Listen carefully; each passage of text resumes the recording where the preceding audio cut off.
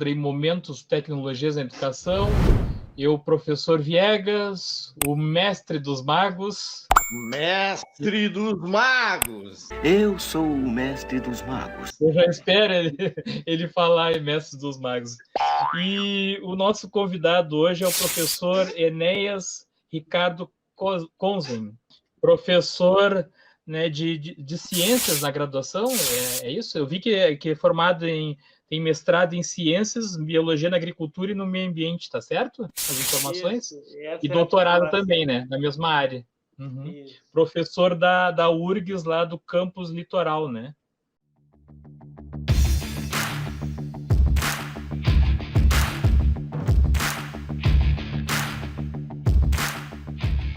Pois é, hoje a nossa entrevista é com o professor Enéas, aqui da nossa URGS do Litoral, né? A gente já vem fazendo um trabalho, né, professor, entre as escolas aqui do Litoral, principalmente o Instituto Barão, né? E a gente tem feito esse jogo, né, entre esses conhecimentos que a universidade, que a academia nos traz, e só vem ajudar, né, aos estudos dos nossos alunos, né? E a genética agora é um trabalho interessante, inclusive tem um projeto seu que está em andamento aí, né? Eu até nem vou falar muito, vou deixar para que tu fale um pouco desse projeto, e eu fiquei curiosíssimo, né? Porque normalmente o que se faz na sala de aula para ensinar genética é utilizar o quadro ali, fazer algumas probabilidades ali, né? Mas eu sei que tu usas alguns aplicativos e tal, algumas coisas interessantes que chamam a atenção do aluno, né? E a gente estava conversando em off, eu aqui e o professor Viegas, que que coisa interessante, né? Como é que a gente pode utilizar essas ferramentas, né, dentro da sala de aula? Eu estou curioso para saber, quem sabe tu pode nos dizer alguma coisa sobre isso, né? Com certeza. A área de genética, na verdade, ela costuma provocar certo medo entre os estudantes, mesmo na graduação, na pós-graduação, se for o caso.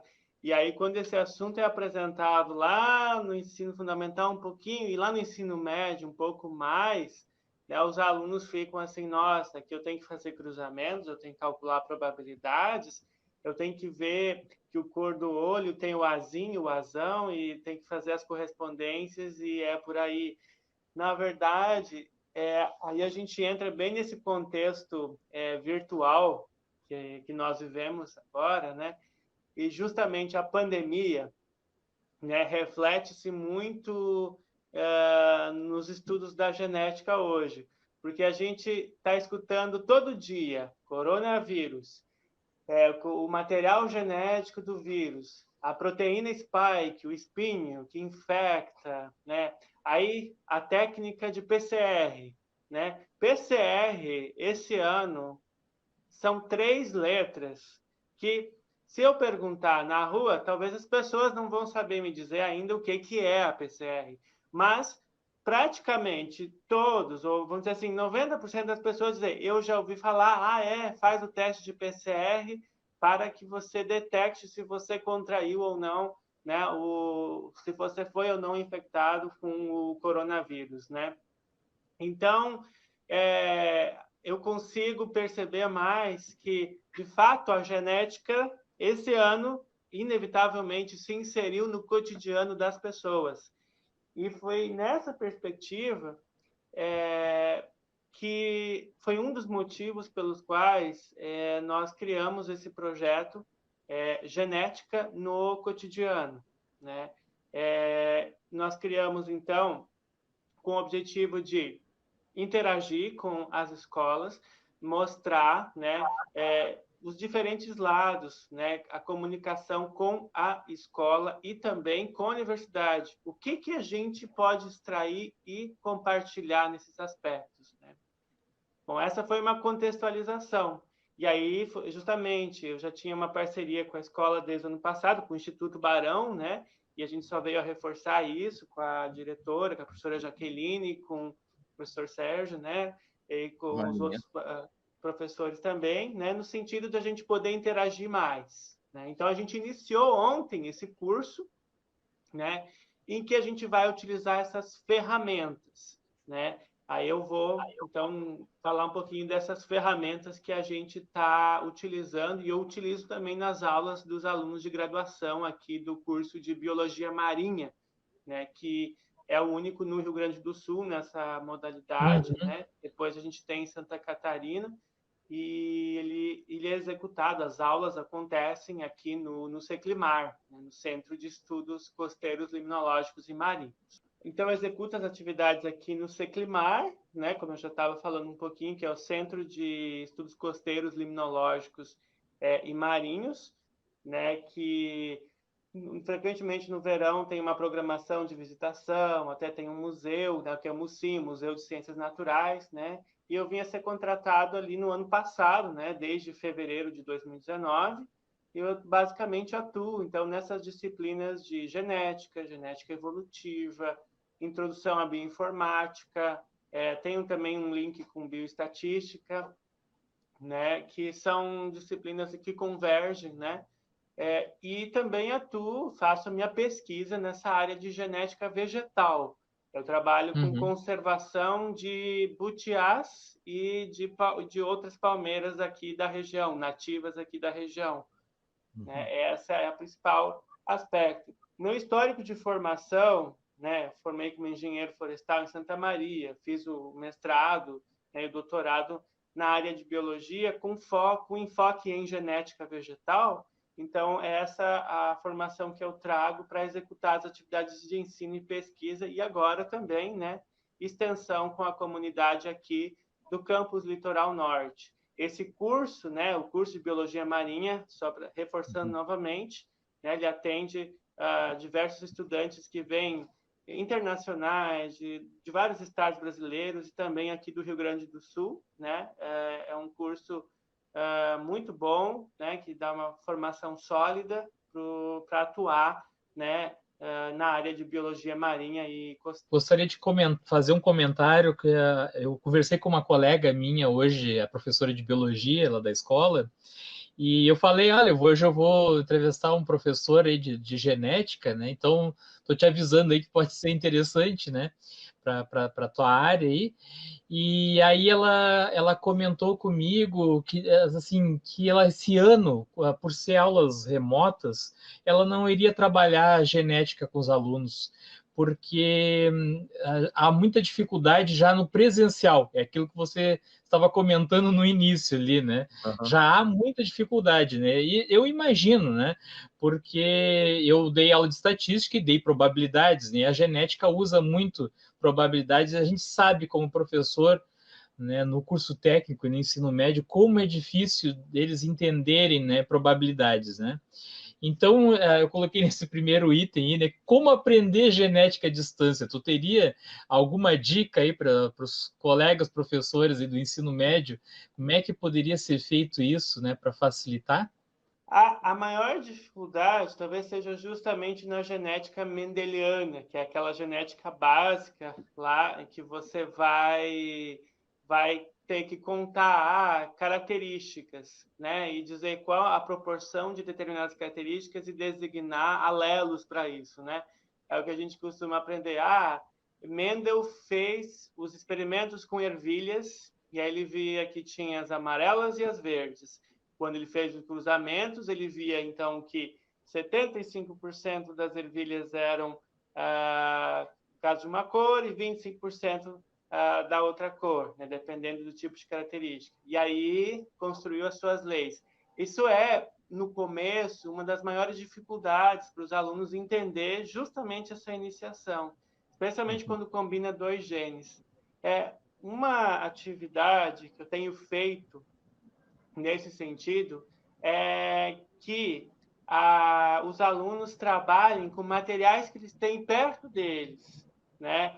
Por exemplo, seja sementes, seja bolinhas, né, bolinhas de gude, bolinhas coloridas, diferentes cores, que a gente possa usar e montar quadros, né? Eu costumo fazer uma gravação de um vídeo, né, colocando as etapas. Por exemplo, eu quero demonstrar a segunda lei de Mendel.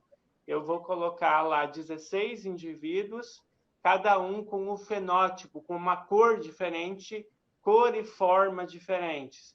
E aí eu vou pedir para montar um quadro numa mesa, filmo isso e vou editando esse vídeo de modo que se calcule essas proporções, essa demonstração. É uma estratégia para ensinar isso. Agora, tem o outro lado. Tem o lado da genética molecular, que é as bases nitrogenadas, né? as letrinhas do DNA.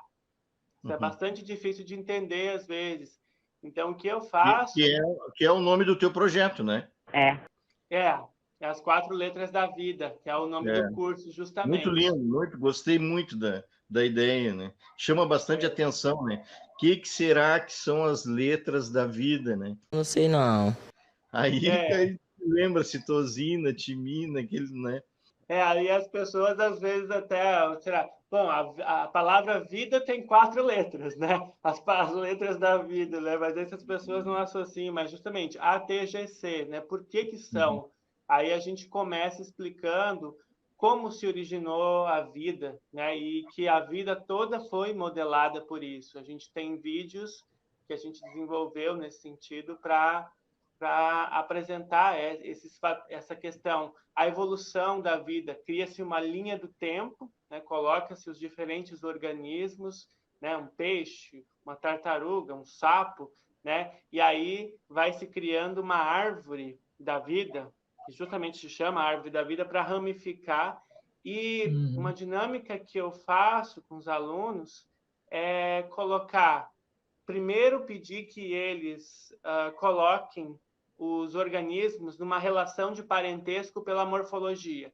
Coloca um humano, coloca um sapo, coloca uma tartaruga, uma ave, e aí peço para eles colocarem isso numa ordenação. Quem será que veio primeiro? Quem será que veio depois? Baseado na forma, no tamanho, no hábito, né? Primeiramente só isso. E aí, depois que está montadinho, eu já deixo separado uma sequencinha curtinha, planejada didaticamente, né?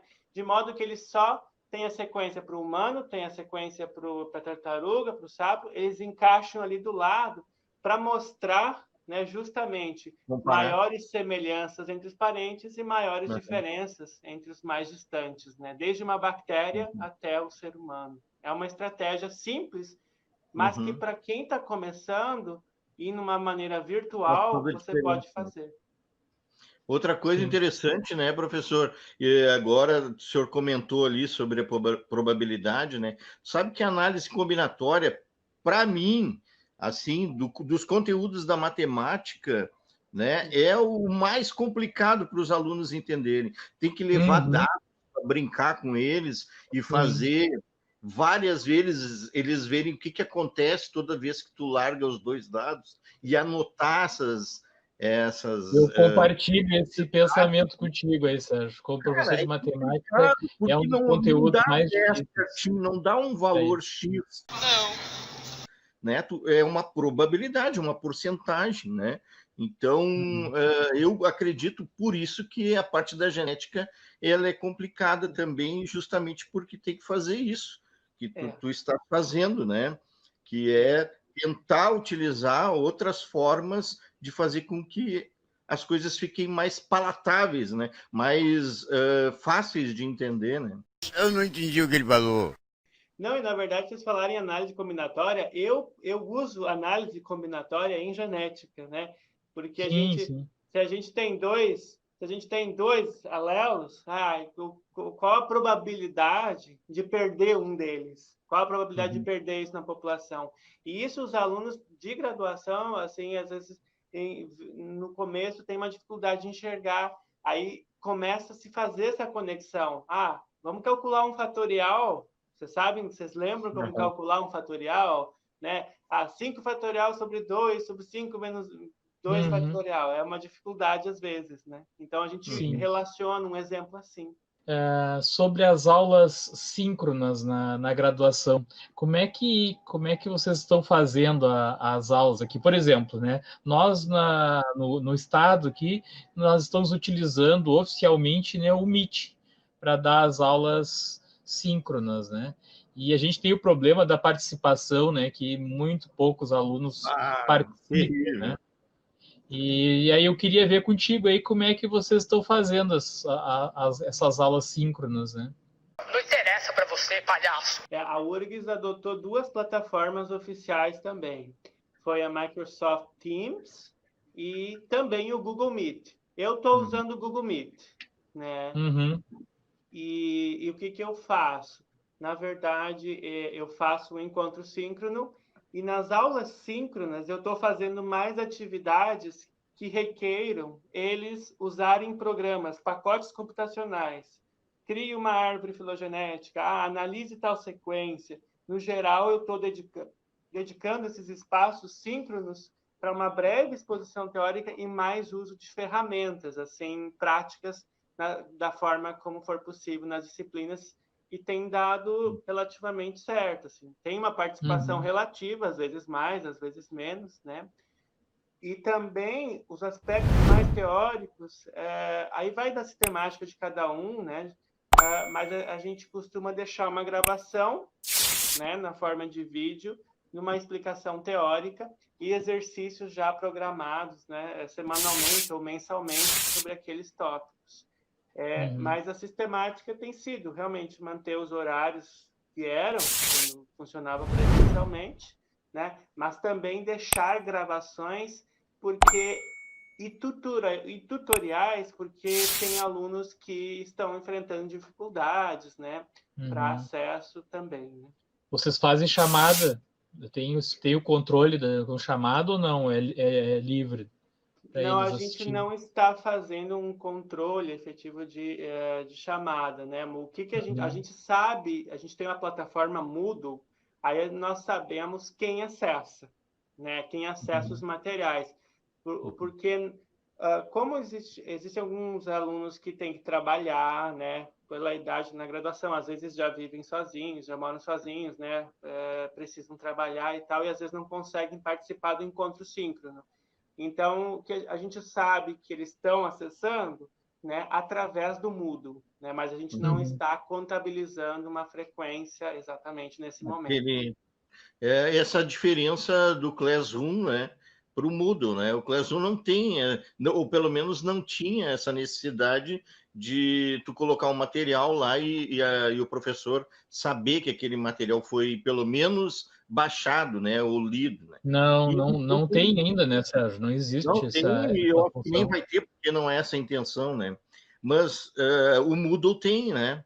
Tu vai assistir um vídeo, se tu colocou o link lá, o cara clicou, o professor sabe, né? Se tu movimentou... Eu até tinha colocado já o tópico aí, né? Eu ia perguntar para o professor, mas ele já sem saber respondeu, né? Antes então, no caso, eu já fiz vários cursos na URGS, né? De pós também, a EAD, né? Então nós utilizávamos o Moodle, né?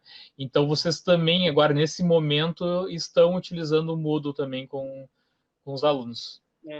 Na verdade, eu posso ser um pouquinho mais específico, assim, o Moodle, o Roda, tem uma outra plataforma, são os ambientes oficiais virtuais de aprendizagem. E o Google Meet e o Microsoft Teams são os veículos para momentos de atividades síncronas, né? Síncronas, né? Sim. E até quando eu fiz 2 pós ao mesmo tempo lá na URGS, e eu me lembro que cada uma usava um Moodle diferente, né? Tinha uma que usava o Moodle 2 e a outra usava o Moodle acadêmico.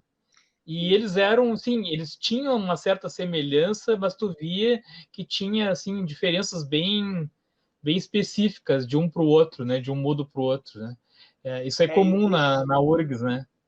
Existe o Moodle colaboração, né? E existe o Moodle acadêmico. O Moodle acadêmico é justamente para as disciplinas, frequentemente os cursos inteiros, né? E o Moodle colaboração é para você realizar atividades EAD, né? Para você fazer um curso EAD ou para participar justamente interativamente de uma forma mais sistemática, né?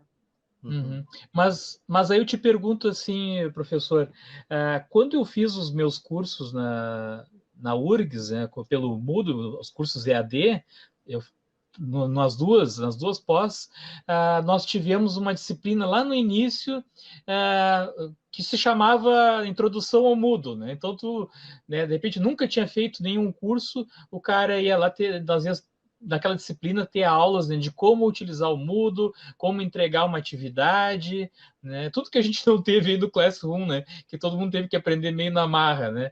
E a gente tem na URGS, quando tu entra num curso EAD, tu tem isso, né? Tu tem toda uma preparação antes. Sim, No caso de vocês, do teu curso aí, era um curso presencial, né? É isso? Isso. Presencial. E aí, de uma hora para outra, teve que passar a usar o AVA, né? E aí, o que vocês fizeram?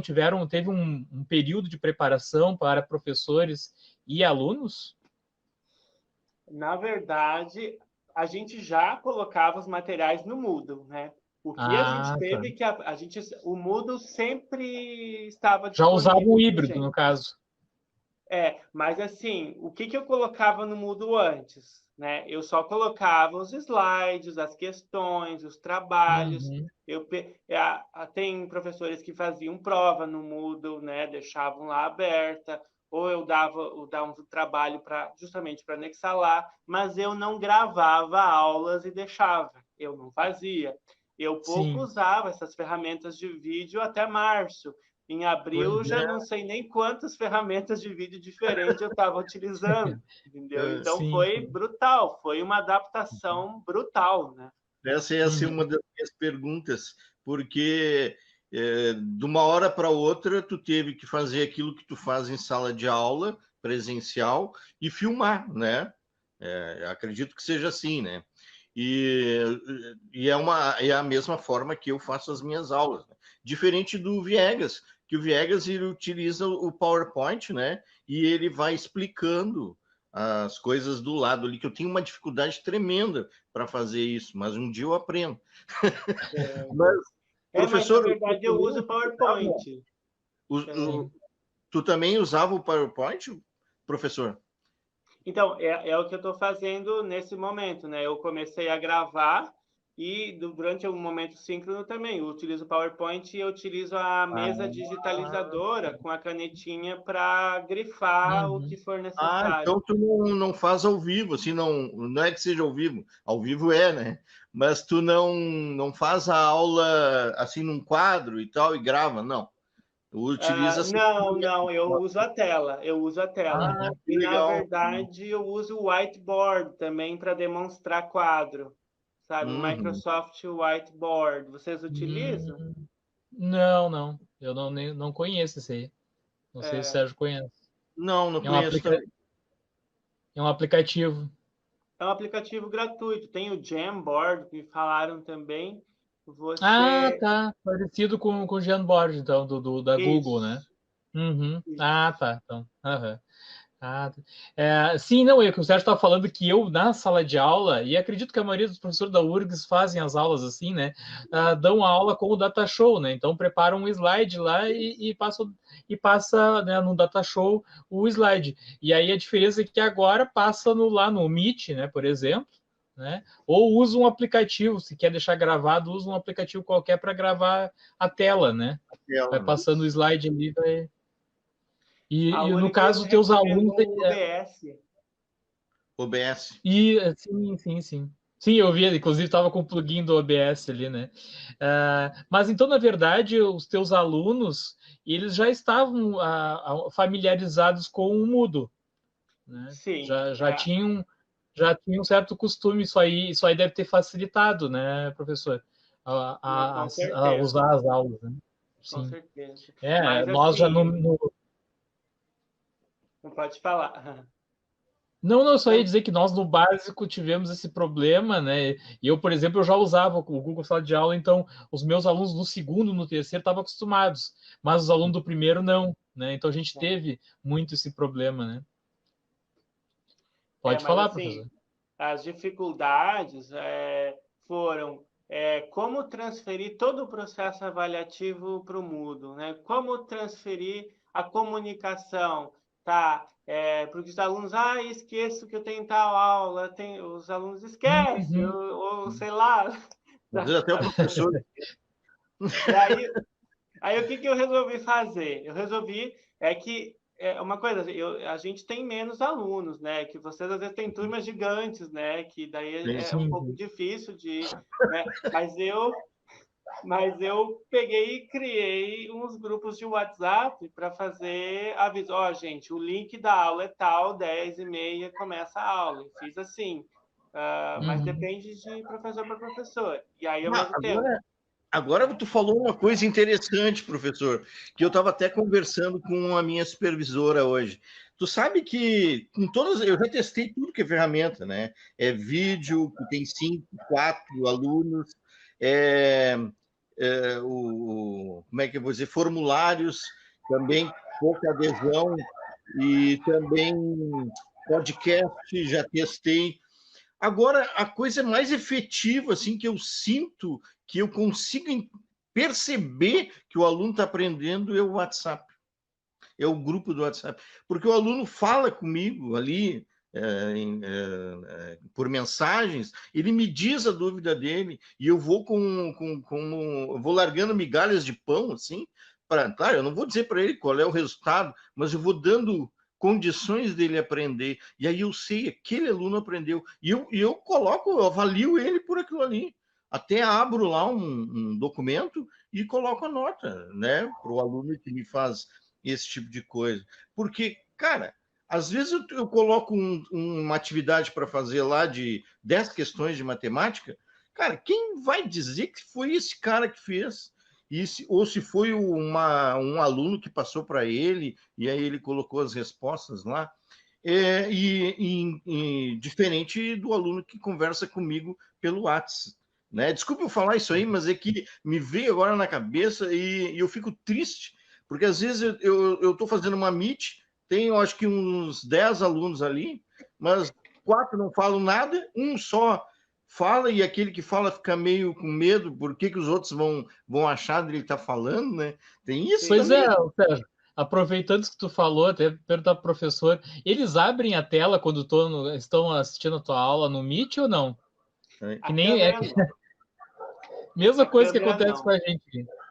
No geral, eu acho que daí as nossas experiências são parecidas. Mas eles são mais de escrever no chat, um ou outro abre a câmera às vezes, mas no geral escrevem no chat as dúvidas ou às vezes no microfone. Mas se a gente colocar em ordem, a maioria é pelo chat, depois um ou outro microfone e raramente a câmera. E as dúvidas? Né? As dúvidas, assim, depende muito do assunto. Quando o assunto vamos agora usar tal programa e fazer tais etapas, aí eles ficam bem entusiasmados, a gente percebe isso, e daí começam a surgir perguntas, aí inevitavelmente eles pegam e ativam o microfone com mais facilidade. Mas quando é um assunto que é um outro dia mais teórico, aí predomina mais um silêncio, assim. Sim. Professor, eu dou aula. Pode falar, Sérgio, pode falar. Não, tanto o Enéas quanto o professor Viegas, vocês aceitam mensagens em qualquer horário e tal? Eu aceito, não sei, porque eu gosto também, né, da minha disciplina, né? Mas ou vocês têm alguma restrição assim com relação a uma pergunta, uma dúvida que o aluno tenha? Por exemplo, eu tenho um do meu lado aqui fazendo pergunta, mas eu não vou responder agora, mas isso aí é uma coisa comum para mim, né? No meu ponto de vista, eu também sou bem aberto a isso, né? Uhum. Só para complementar, eu não uso o WhatsApp, né? Eu acho que fica, senão tu daí perde a privacidade de vez, né? Então Eu até algumas mensagens no Facebook ali, eu vejo, né, no Instagram. Mas eu ia comentar com você, professor, o seguinte: o Moodle ele tem muito mais recursos que o Classroom, né? É uma coisa até que nós já recebemos aqui para entrevistar também o pessoal da Google, né? E perguntamos essa questão, mas por que não tem, por exemplo, um fórum dentro do Classroom, né? Por que não tem uma opção de chat, né? E no Moodle tem. Você usa esses recursos aí? Eu recebo algumas mensagens pelo Moodle, sim, e eu sempre estou atento para responder, mas assim, eu vi que o fórum é uma coisa que eu não pratiquei muito ainda, né? Eu acho que é uma coisa que eu tenho que começar a Acho usar que mais para ver o efeito. Uhum. Particularmente, eu não usei ainda, né? Eu já ouvi alguns colegas comentando aí que gostaram, Sim. né? Mas depende muito da disciplina, do perfil da disciplina, né? E frequentemente ele vai ser usado se a atividade é avaliativa, né? Aí ele vai Claro. engajar mais, né? Essa movimentação. E o bom do fórum é que outros colegas, outros alunos podem responder a pergunta. Também tem isso, né? Não precisa ser o professor, né? Isso é que é legal. Isso. Né? E o fórum ele te envia a mensagem automática, tu deixar programado, claro, para o teu e-mail, né? Uma coisa que eles reclamam muito no Classroom é que às vezes não chega, né? E eu expliquei esse dia para eles: não, vocês têm que deixar, né, marcado lá para receber por e-mail, senão não vai chegar. Eles, eu não vejo quando tem uma atividade. E o Moodle ele faz isso também, né? De Sim. avisar, né? É que Quando tem quando uma você cria atividade. atividade, você programa, me avise para corrigir a partir de tal data, né? O Classroom Sim, eu nunca usei, na verdade, né? Eu pouco conheço, já ouvi bastante falar que você sim, sim. justamente, mas eu pouco Sim. usei. O Classroom ele é mais fácil para o aluno aprender, né? Não precisa ter grandes aulas, né, para ele aprender, né? Que nem acontece no Moodle, que tu tem que ter uma disciplina antes, né, na graduação, para o aluno começar, né, a fazer o curso. Depois eu coloquei esse tópico aqui sobre quais assim softwares ou apps, né, que podem ser usados na genética. Por exemplo, se eu quiser indicar para essa minha colega aí, essa minha colega de biologia, né, tem algum É, aplicativo assim mais básico, mais a nível de ensino médio? Será que teria alguma coisa para indicar para? é assim, os aplicativos que eu utilizo, que eu vou tentar demonstrar, eles no geral são mais específicos, mas a gente está propondo amanhã, inclusive, nós vamos mostrar tutoriais de Uhum. como procurar sequências de DNA que são disponíveis aí em bancos de dados. Isso é uma coisa que eu acho interessante já até no ensino médio, que Uhum. já que a gente está nesse contexto de coronavírus, como é que os cientistas estão conseguindo descobrir tão rápido vacinas? Como estão descobrindo a evolução do vírus? Não sei. Ora, existe o banco de dados do GenBank, né? GenBank lá no site. Você pode consultar e fazer análises online mesmo, né? E os alunos adoram acessar esses recursos. Outro recurso que eu uso chama-se BioEdit. Esse recurso é para abrir sequências de DNA e de proteínas, né, para alinhar, para ver alinhar umas com as outras, criar um mapinha. E tem um outro programa que eu uso, chama Mega. Esse programa serve para criar Uhum. árvores de parentesco, né? Sim. Eu posso passar os links, né? Inclusive posso passar tutoriais, materiais que a gente tem, né? A intenção é divulgar e amanhã à tarde, né? Nós vamos justamente tratar desses assuntos no curso. E a gente já está com uma outra edição prevista para fevereiro para sempre trazer mais sobre esses aplicativos. São três Uhum. caminhos básicos assim que a gente utiliza. A gente sabe que, bom, o DNA, o gene codifica a proteína, né? Então, base tem que ser convertida em aminoácido, que é a estrutura básica da proteína. Então, online mesmo, se você Ctrl+C, copia uma sequência lá do banco de dados, Ctrl+V, cola ela num aplicativo chamado Expazy, né, com Y no final, e aí você coloca traduzir. Aí ele transforma essa sequência de DNA em sequência de proteína. Isso é uma atividade bem interessante para o pessoal aprender código genético. E eles aprendem Sim. código genético já no ensino médio, que né, DNA para proteína. Muita coisa Aí, online a mesmo, dica, né? a dica é importante aí, né, pessoal? Não, depois normalmente eu edito e faço uma versão editada para o YouTube, aí quando eu escutar o áudio aí eu já procuro na internet, já coloco o link junto ali na hora, quando o pessoal assistir já aparece, né, que é uma boa dica, Eu posso né? passar pelo WhatsApp depois Isso também, né? Posso os colocar links na todos. descrição ali. Depois eu coloquei esse tópico aqui, né? Porque nós já conversamos aí no início, né? Como é que o pessoal está reagindo com as aulas síncronas, né? Eu percebo no técnico, até isso que eu queria comentar contigo antes, no técnico em contabilidade, mesmo sem fazer chamada, entra bastante aluno no Meet, por exemplo, nas minhas aulas. Já no médio, não. Se tu não disser que tem presença, que vale nota, às vezes 1, 2, uma turma lá de 40. Mas no técnico eu percebo essa diferença e acredito que na graduação seja também, né, mais ou menos no mesmo nível, né? Mas aí eu ia te perguntar assim, como é que está acontecendo na graduação, né, com essa função de aulas remotas, se vocês perderam alunos, né, por desistirem. Eu não me adapto, eu escuto muito isso até no técnico mesmo, né? Eu não me adapto com essas aulas à distância, e para mim tem que ter o professor ali na minha frente explicando. Está acontecendo isso com vocês também? Não interessa, isso é problema meu. A gente não tem um relatório, assim, né, no caso de evasão, mas a gente sabe que está acontecendo. Mas, assim, na prática, assim, o que eu estou vendo? Em alguns casos, em uma outra disciplina, eu tive alunos com dificuldades, sim, que um ou outro caso, né, que não conseguiram acompanhar, né, mas frequentemente, assim, é uma situação de problemas, assim, que as pessoas às vezes têm familiares ou as circunstâncias em que elas estão, o ambiente que elas estão tendo, né?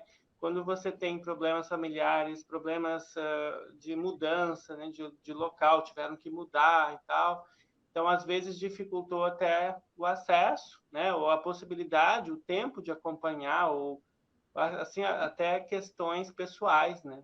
Então, mas raramente. No geral, os meus alunos, a maioria praticamente está participando. Mas a gente sabe que, no contexto da universidade, sim, estão acontecendo evasões, né, nesse momento de dificuldade. Né? Conexão de internet, problemas, ansiedade, né, depressão, são coisas que estão aumentando bastante entre todos nós, né? Não só alunos, também servidores, né, docentes, técnicos, administrativos. Então, é muito difícil esse momento. E no começo, isso foi principalmente no começo, foi um choque para todos, né? Como fazer agora? Como fazer? E aí, preparar todos esses materiais foi um trabalho duplo ou triplo. E aí, se você... Bom, eu, no caso, moro sozinho, eu tenho tempo para me dedicar a isso.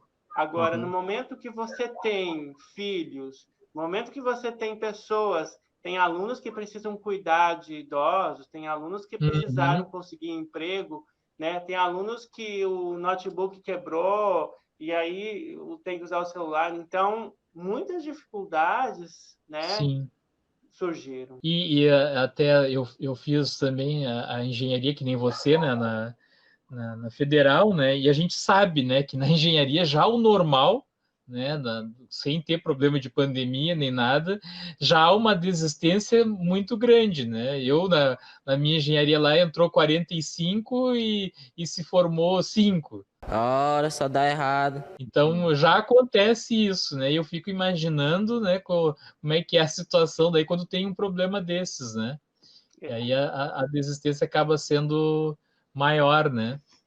Qual, assim, o embasamento, né, para o aluno que vai fazer uma graduação que necessite, né, estudar genética? Eu, por exemplo, na engenharia agrícola não tive, mas eu sei que o pessoal que faz agronomia, eu vi que você trabalha com o pessoal da agronomia também, né?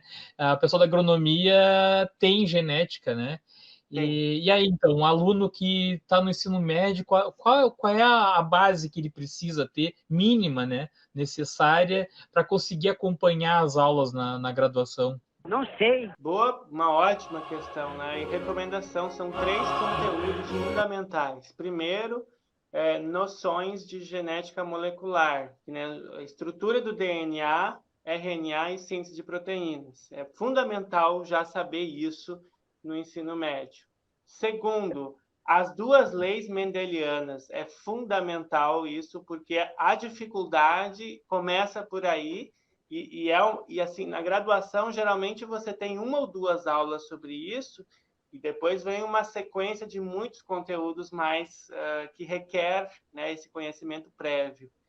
E um terceiro assunto fundamental para entender genética é justamente divisão celular, mitose e meiose. São 3 assuntos assim que precisam ser passados da melhor forma possível, assim, para facilitar, né, alguém que vai entender depois, fazer as disciplinas mais específicas. De que forma tu trabalhas com os alunos sobre a investigação forense que eu observei num dos teus trabalhos ali? Só dá uma ideia assim de como é, claro, não vai poder explicar tudo, né, exatamente, mas pelo menos para dar uma dica para quem tiver ouvindo a gente aí, vendo. Hoje a investigação forense é muito mais pautada em sequenciar material, né? Mas, para ficar mais visual, eu mostro um sistema um pouco mais antigo, que é de um GES, em que a gente separa DNA pelo tamanho, e a gente sabe que sempre vai ter um pedacinho que é da mãe e um pedacinho que é do pai, né, do indivíduo, não importa, né, até numa situação do crime. Então, eu coloco situações, assim, desenho desses géis, né, desses fingerprints, que a gente chama, né, de DNA, comparando, né, vários indivíduos, né, de um banco de dados e a prova que foi coletada em um crime. Em primeiro lugar, mostrar um pouquinho como é extraído o DNA, como é se obtém, né, e depois já mostrar esse resultado e pedir que os alunos, então, com base nas comparações, digam qual indivíduo provavelmente, né, é compatível com a cena do crime. Então, é muito uma análise visual de dados ali de variação genética, de vários marcadores, como a gente chama, que a gente usa. E da paternidade é a mesma coisa? Para verificar? É o mesmo princípio. Tá? Tem uma abordagem, né, diferente, tá preocupado, mas o campo de identificação é semelhante. Não. Você tá... Bom, se tiver preocupações com isso... Eu não podia deixar passar essa. Você é maluco, é? Não. É 99% de confiabilidade aí, o limite a probabilidade, né, de erro é de 1%, entendeu? Sim. Pois é, puxa vida. Bom, em primeiro lugar, agradecer a oportunidade, né, de conversar, de interagir com vocês. Espero que a gente possa ter muitas outras oportunidades de interação também. Estou bastante feliz de interagir mais com as escolas, né?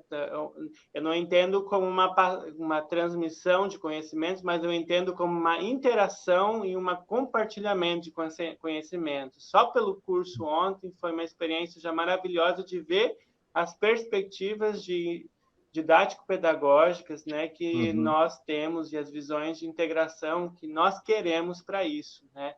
Então, eu acho que é um momento para a gente interagir cada vez mais, fortalecer a educação e mostrar a ciência, a importância da ciência, né, desde a educação básica, né, para que as pessoas criem a cultura da importância da ciência, né, e da educação para todos, né? Então, a gente trabalha nessa perspectiva e essas interações são fundamentais. Realmente agradeço a oportunidade fico aberto a colocar outras perguntas, questionamentos que tiver. Esse projeto que vocês fazem da URGS com as escolas do Estado, no caso aí, para vocês, de Tramandaí, aí mais perto, né, do litoral, né? Litoral em geral, né? Na verdade, né, esse projeto que Genética do Cotidiano, eu fiz uma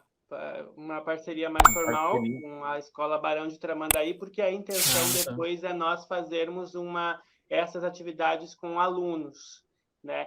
Agora, nesse primeiro momento, a gente abriu como uma capacitação para professores, e aí nós abrimos para inscrições pelo país.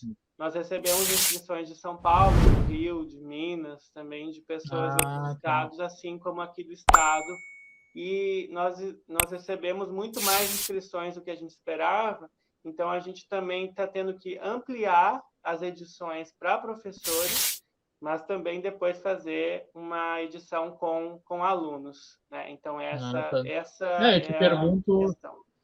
Eu te perguntei, né, para questão assim, se de repente a minha escola é em Porto Alegre, né? Se há o interesse de uma escola ou de algum professor aqui de Porto Alegre, como poderia fazer, né? Para, de repente, fazer um projeto com vocês aí, né, da URGS, né? Claro. Haveria essa possibilidade. É aberto a isso. E o Seclimar, aqui, que tem muitas atividades extensionistas, falo pelos meus colegas, atuam em diversas áreas, aves marinhas, lixo marinho, né, que são problemas ambientais, atividade de pesca, né? Tem várias possibilidades de interação aqui. A URGS Litoral Norte, eu fiz o meu mestrado ali, né, o meu mestrado profissional em ensino de física ali, né? Ela é uma parceira fantástica, né, com todas as escolas do município e principalmente com o Barão, né, com o Instituto Barão. Por quê? Principalmente porque alguns cursos, eles necessitam, os alunos precisam fazer seus estágios ali, né, de geografia, também de ciências, né, de física, matemática, biologia, né, e a gente está sempre com essa parceria. E o professor é fantástico, ele me convidou para mim dar um bate-papo, né, sobre os podcasts, né, desse formato de se dar aula e tal, e eu, em contrapartida, peguei ele e convidei também para participar da nossa live aí. Eu achei fantástico essa tua participação aí. Então, semana que vem eu que vou lá dar uma palhinha, né, desse... Aí suga ele lá, professor. Na verdade, professor Enéas, eu aprendo muito com esse camarada que está aí, né? Não. Que, inclusive, eu sempre falo, né, que a gente nunca se viu pessoalmente, né? Não sabia. Só virtualmente, o Viegas. Em contrapartida, eu já lhe vi pessoalmente, né? Lá na escola. E eu aprendi também com outro professor, que é o Felipe. O cara tem um conhecimento muito grande sobre podcast, né? E ele é diretor de uma escola lá de Canoas, escola Point, né? André Leão Point. André Leão Point, que também me deu assim ótimas dicas, né? De como desenvolver esse trabalho com podcast. Então, o que eu tenho aprendido é por aqui também, né? Essas dicas aí. Muito bacana. A gente está diariamente aprendendo, né? Diariamente. É importante compartilhar todas essas experiências para crescer junto. Então tá, professor. Eu queria agradecer a sua participação aí, principalmente por ter aceitado, né, o nosso convite. E o espaço está aberto aí, né, para outras participações. De repente, uma hora a gente faz eu estava conversando com o Sérgio antes aí de iniciar a nossa live, fazer uma série, de repente, sobre profissões, né? Como nós trabalhamos com aluno do terceiro ano do ensino médio, e eles são muito indecisos nessa fase, né? Então, nós estávamos pensando que é uma coisa interessante de trazer esse assunto, né, para falar sobre possibilidades aí, mercado de trabalho, né, nas diversas profissões aí, o professor mesmo é engenheiro florestal, né? Também trabalha com essa parte de ciências, aí tem mestrado, doutorado em ciências, então são várias alternativas, né? Então a gente de repente pode outra hora convidar para fazer um bate-papo sobre esse assunto também, né? Que é bem interessante, mercado de trabalho, né? Tchau, pessoal! Bem demais! Tchau, até a próxima. Tchau, tchau. Tchau, tchau. Tchau.